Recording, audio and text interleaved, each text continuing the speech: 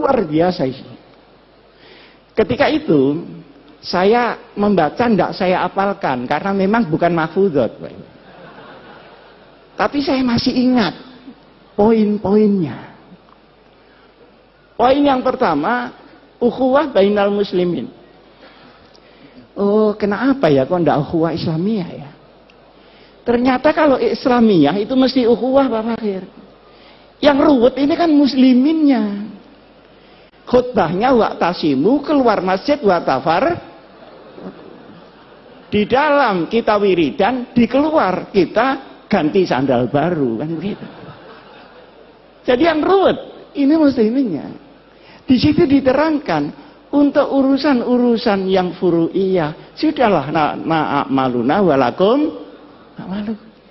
Untuk yang usul ini kalau ada perbedaan harus dibicarakan di antara para ulama. Jangan dibicarakan di antara di luar para ulama. Nah sekarang enggak. Ada anak Ansor sama pemuda Muhammadiyah ribut soal tahlil. Ini nyampe apa enggak ke yang mati? Kata Ansornya, nyampe. Loh buktinya, karena setiap kiriman enggak pernah kembali. Loh ini ngomong apa? Pak, ya pemuda Muhammadiyahnya ini kan enggak terima. Mana tanda buktinya? Nah kalau diserahkan bangsa begini ini Pak, innalillahi wa inna ilaihi raji'un. Nah kalau sudah sampai top dia merusak Islam, dia harus dinyatakan tegas dia berada di luar Islam. Luar biasa. Saya baru diberitahu oleh polisi. Dulu Pak Asim, ada orang ngaku malaikat Jibril namanya Lia Eden. Bener ya? Ada orang yang mengaku Nabi Muhammad namanya Musad. Dua-duanya ditangkap. Dimasukkan di tahanan. Ditanya oleh polisi. Wahai malaikat Jibril, pernahkah ketemu Nabi Muhammad ini? Ternyata belum pernah ketemu dua orang.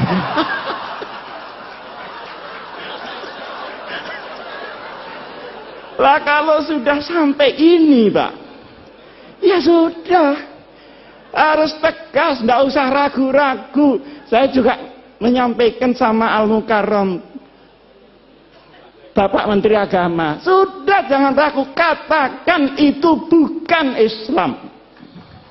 Kenapa ragu? Tapi ini jangan cuma ditepuk tangan itu. Maksud saya, yang lain-lain itu ikut mendorong. Supaya ada pride. Karena yang menghadang pun juga sangat banyak.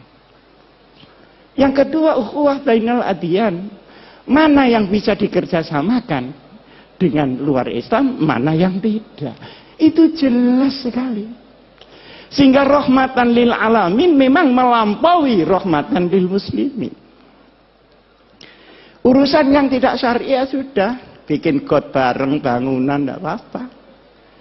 Tapi kalau urusan yang syarak, yang akidah, ya lakum dinukum, itu ada tuntunannya Pak.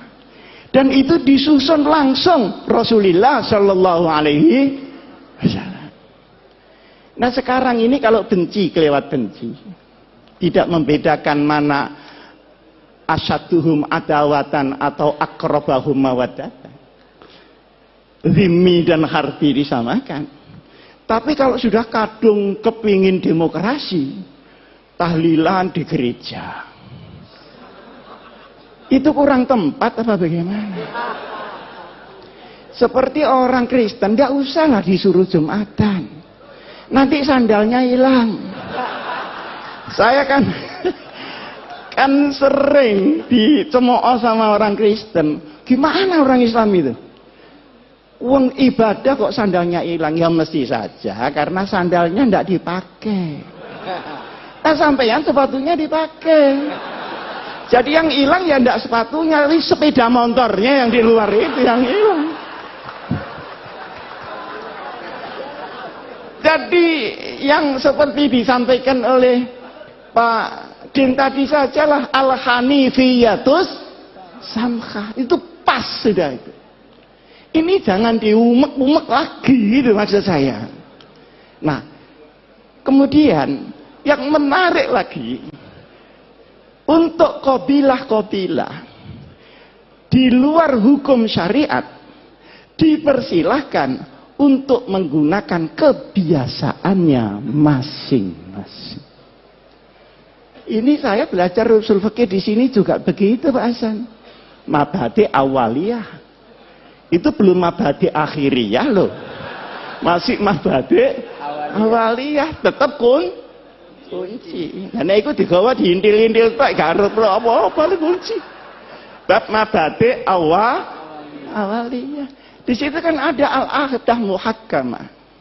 Tapi yang muhakkamah yang bagaimana? Tentu yang tidak khilafis syar'i. Ma warada fi syar'i mutlaqan wala dhabita lahu wala fil lughah yurja'u ilal 'urf. Berarti ada status di dalam adat sepanjang dia menjadi al-'urf yang tidak muta'arif. Ini kan sangat jelas.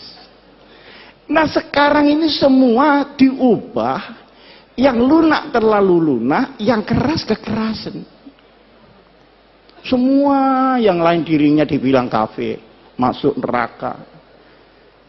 Neraka, semua masuk neraka. Surganya cuma dia aja.